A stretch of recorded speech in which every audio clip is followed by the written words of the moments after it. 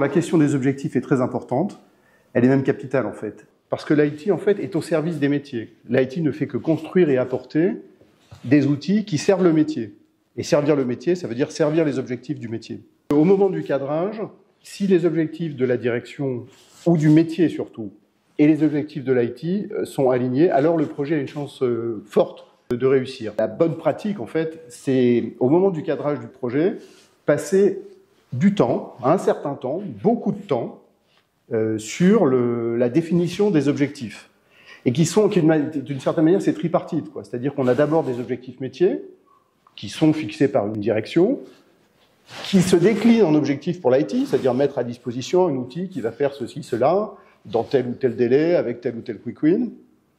Et donc, cet arbitrage, ce choix, n'est évidemment jamais simple, et il se fait par ce dialogue tripartite avec le dernier mot à la direction. Et ça peut prendre un certain temps, c'est beaucoup de travail, mais ça évite ultérieurement deux écueils qu'on rencontre souvent, qui sont la lettre au Père Noël, c'est-à-dire qu'au fil du temps, les utilisateurs demandent de plus en plus de fonctions qui parfois peuvent s'éloigner, être bonnes pour leur confort ou bonnes pour le client, mais s'éloigner des objectifs du département, du métier. Et puis l'autre écueil, et c'est l'écueil de tout pour la technologie, où on se retrouve avec une DSI sous forme de citadelle qui poursuit des objectifs qui lui ont été fixés, qui déploie quelque chose, mais avec des utilisateurs qui rechignent, forcément, puisque ça ne correspond pas à leurs objectifs, qui éventuellement vont devoir travailler plus, perdre plus de temps, donc ne pas être dans leurs objectifs de rentabilité, et vont se retrouver face à une DSI qui est un peu une citadelle, et qui elle-même dira les utilisateurs ne comprennent pas, c'est pour ça que ça ne marche pas.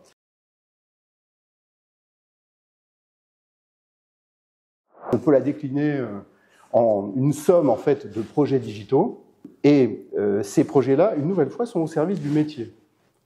Donc, quels indicateurs ? Ça va être des indicateurs métiers. Alors, le plus souvent, il faut reprendre les indicateurs existants, qui existaient déjà avant le projet. L'idée est de définir dès en amont la manière dont cet indicateur-là va être produit, va être utilisé, va être mesuré et va être partagé.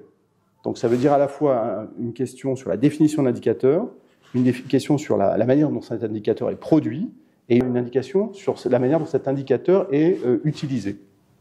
Donc utilisé au sein des équipes, partagé avec les experts, partagé avec la direction, partagé avec le client. Est-ce que c'est une fois par mois, une fois tous les trimestres, sous quelle forme ? Enfin, ces choses-là doivent être définies en amont. Ça permet de communiquer dessus et de renforcer la confiance des métiers sur « Ah bah oui, l'informatique est capable de nous fournir des outils qui servent aux objectifs qui ont été fixés par la direction ».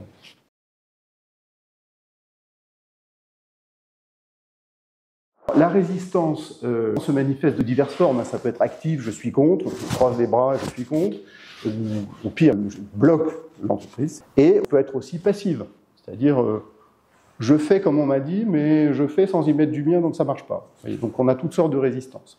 On entend souvent des choses comme « Ah, c'est encore une lubie de la direction, ça va leur passer ». Ou bien « On fait ça aujourd'hui, c'est bien, et il n'y a pas de raison de changer ».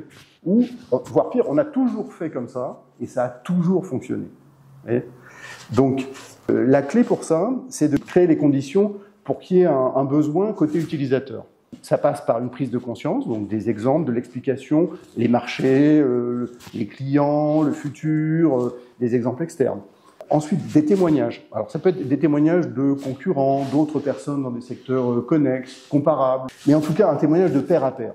C'est-à-dire non pas de l'information descendante, type placardage sur les murs, grand show de présentation descendant, mais plutôt des témoignages à chaud de personnes qui peuvent dire « Moi j'ai fait ça, voilà ce que ça m'a apporté, et sans omettre, voilà ce que ça m'a coûté aussi. » C'est-à-dire que j'ai fait des efforts, enfin bon, la vérité, quoi. Qu'est-ce que ça m'a apporté et quelle contrepartie il y a eu.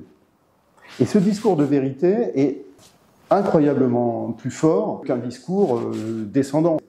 Alors après, on a les méthodes habituelles de conduite du changement qui vont être formation, communication régulière sur là où ça en est, comment ça fonctionne, qui vont être monitorat et qui vont être mesure. Il faut pouvoir mesurer pour pouvoir afficher, oui, tu n'es pas content, mais voilà les chiffres.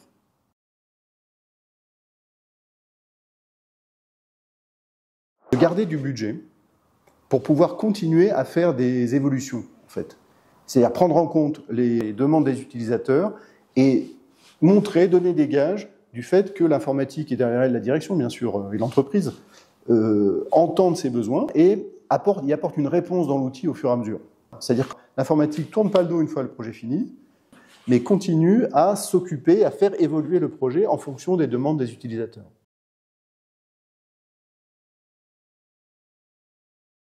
Alors, quand on parle d'innovation digitale, alors tout le monde a des paillettes dans les yeux et tout le monde a un avis sur la question. Le marketing, le commerce, la production. Donc là, forcément, il y a un tri. Il y a un tri absolument nécessaire, parce que les moyens sont limités. Donc, encore une fois, c'est toujours la même chose, c'est en fonction des besoins du métier. Donc, on fait des besoins et qui vont se résumer à 3 grandes familles, souvent, qui vont être de la productivité, de la qualité, et qui peuvent être aussi de préparer le futur, simplement. Donc ça, c'est plutôt des objectifs souvent de direction générale, ou de vraiment hauts responsables de département, qui voient ce qui va se passer dans 1 an, 2 ans, 3 ans, 5 ans. Et donc, sur les différents projets en concurrence, ils peuvent avoir des niveaux de risque ou des niveaux de priorité. Donc ça, c'est aussi des choses à prendre en compte. Et au final, à l'intérieur d'une catégorie de risque très fort, moyen faible, le juge de touche, ça peut être le business case, par exemple. J'ai 2 exemples à vous donner. Le premier, c'est à un moment, il m'a été soumis la possibilité de faire appel à une start-up du domaine de la transformation digitale qui utilisait l'intelligence artificielle pour analyser des photos de dégâts sur des murs. Sauf que, donc on a fait une preuve de concept, et puis on s'est aperçu que la machine n'apprenait pas assez vite sur les photos et ne donnait pas des résultats probants. Donc ce projet-là, avant même de faire un test sur place, a été abandonné. Voilà. Donc ça, par exemple, c'est une manière de choisir, de dire non. Et puis un autre projet, en tant que directeur de transformation, en fait, j'avais une cellule permanente qui actualisait en permanence des business cases pour choisir les projets les plus rentables. Enfin, en tout cas, pour les hiérarchiser. Et pouvoir dire à la direction au métier, très bien, vous voulez faire ça, c'est les paillettes et ça va vous rapporter tant. Tel autre projet va vous rapporter tant, tel autre projet va vous rapporter tant. Donc à vous de faire votre choix.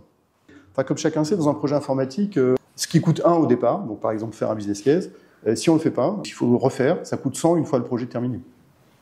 Un autre chiffre intéressant, c'est le pourcentage de 2 tiers des projets seront abandonnés. Donc, mieux vaut pas démarrer le projet, avoir fait une analyse correcte, un business case correct, avoir regardé ce qui se passait à la concurrence, dans des secteurs connexes, plutôt que de démarrer un projet qu'à la fin on mettra à la poubelle, en ayant subi tous les coups.